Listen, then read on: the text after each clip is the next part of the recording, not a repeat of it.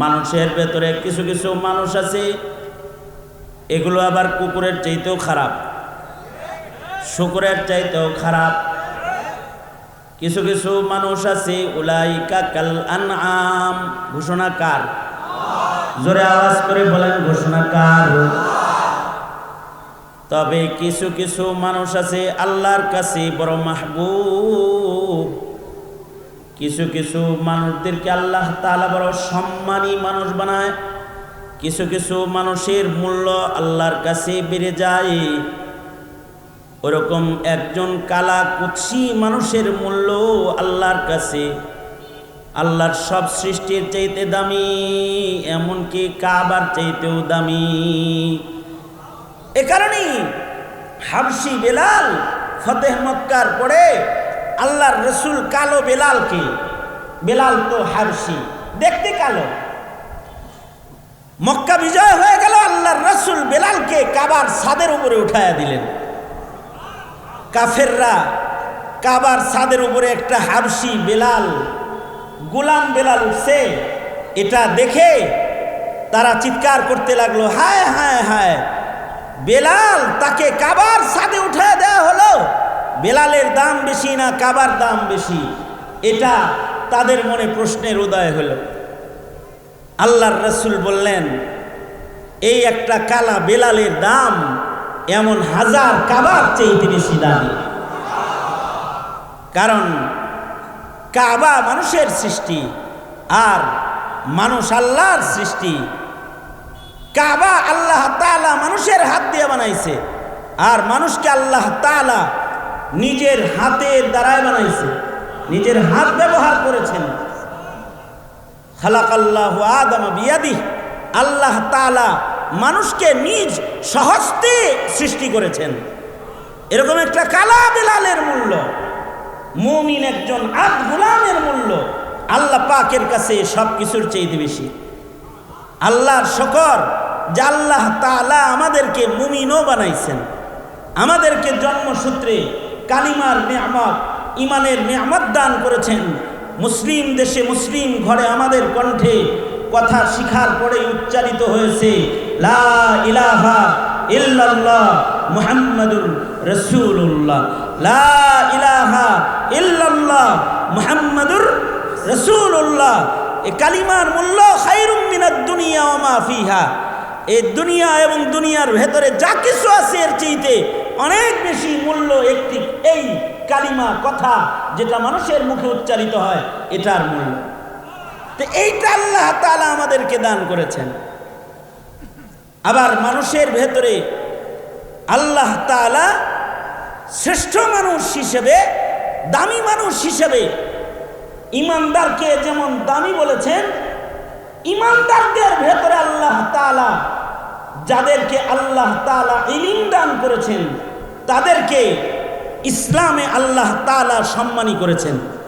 হোক না সে নর অথবা হোক না সে নারী, মানুষের ভেতরে সে পুরুষ হোক অথবা মহিলাই হোক, যদি তার ভেতরে ইলম থাকে, ইলমে দ্বীন, যদি তার ভেতরে দ্বীনি জ্ঞান থাকে, তাইলে ইসলামে দ্বীনি জ্ঞানওয়ালা মানুষ, নর ও নারীর মূল্য ইসলামে সর্বোচ্চ।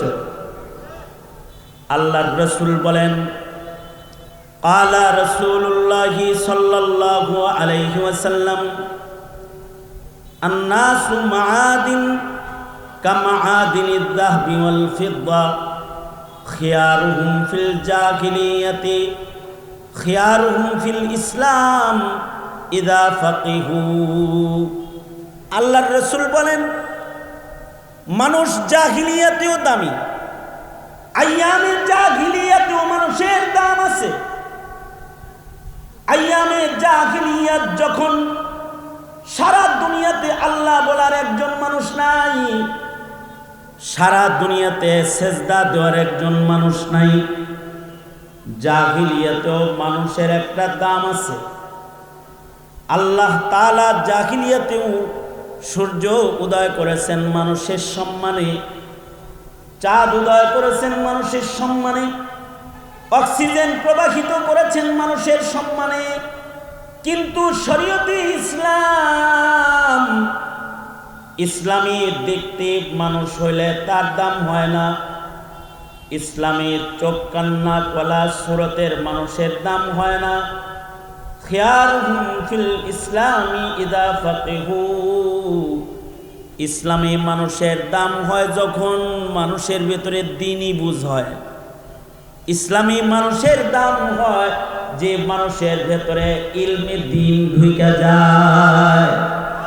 ফাকিহু মাইয়ুরিদিল্লাহু বিহি খায়রান ইউফাক্কিহু ফিদ্দীন, আল্লাহ যার কল্যাণ চায় তাকে দ্বীনি বুঝ দান করে। এই অত্র সৈয়দপুরে মানুষের অভাব নাই, কিন্তু সবার কাছে দ্বীনি বুঝ নাই। কিন্তু আপনাদেরকে আল্লাহ তাআলা দ্বীনি বুঝ দান করেছেন। গরমের ভেতরেও দ্বীনি মাহফিলে এসে একটু বসার মূল্য, একটা স্বাদ, একটা মূল্যায়ন, দ্বীনের একটা মূল্যায়ন আপনাদের কাছে আছে।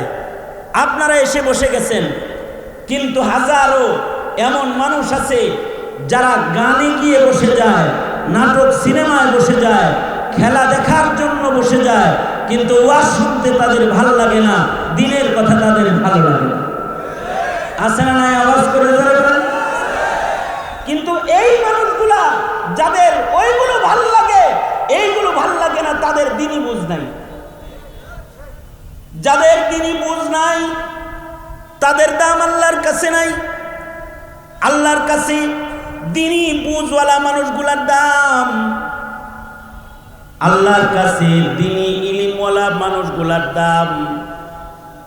দিনদারদের সমাজের ভেতরে আবার কিছু মানুষ আছে যাদের আল্লাহ দ্বীনি বুঝ এত দান করেছেন যে অপরকে দ্বীন বুঝাইবার মতো ইলম তাকে দান করেছেন।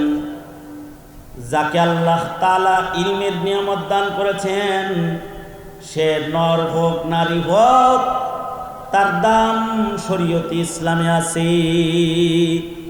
এই কারণে মানুষের ভেতরে সবচেয়ে দামি মানুষ হলো নবীগণ। নবীদের কাছে যে দৌলত আল্লাহ তাআলা দান করেছেন সেটার নাম হলো ইলমে দ্বীন।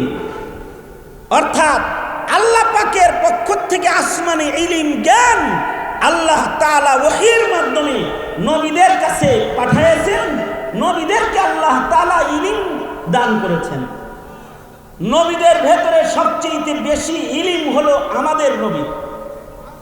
যত নবী আসছে দুনিয়াতে, সকল নবীর ইলম যদি একত্রিত করা হয়, তাদের ইলম আমাদের নবীর উপরে উঠানো সম্ভব হবে না। আল্লাহু আকবার বলেন। অর্থাৎ আমাদের নবীর ইলম সকল নবীর ইলমের চাইতে বেশি। আল্লাহর রাসূল বলেন, উতিতু ইলমাল আউয়ালিন ওয়াল আখিরিন। নবীজি বলেন, আমাকে আউয়ালিন আখিরিনের সব ইলম আল্লাহ তাআলা দান করেছে। অর্থাৎ নবীজির ইলম বেশি, এ কারণে নবীজির সম্মানও বেশি। যার কাছে ইলম হবে তার সম্মান বেড়ে যাবে। নারী হইলেও যে নারীর ভেতরে ইলম এসে যায়, ওই নারীর মূল্য হাজারো নর পুরুষ জাহেল মূর্খের চাইতে অনেক বেশি দামি হয়ে যায় ইলমের কারণে। যেমন উম্মুল মুমিনিন আয়েশা সিদ্দিকা রাদিয়াল্লাহু আনহা ইসলামের ইতিহাসে প্রথম হাফেজা, কোরআনের হাফেজ সাহেব।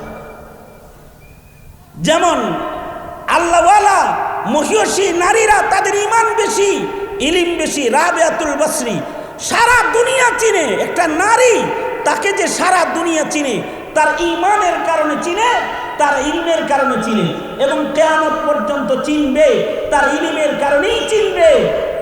যে আয়েশা সিদ্দিকার কাছ থেকে বর্ণিত হাদিস এটা, তার হাদিস শুনবে আর তার কথা স্মরণ করবে, রাবেয়ার আমলের আলোচনা করবে, ঈমানের আলোচনা করবে, আর রাবেয়ার আলোচনা করবে। এমনি মানুষ তো দামি।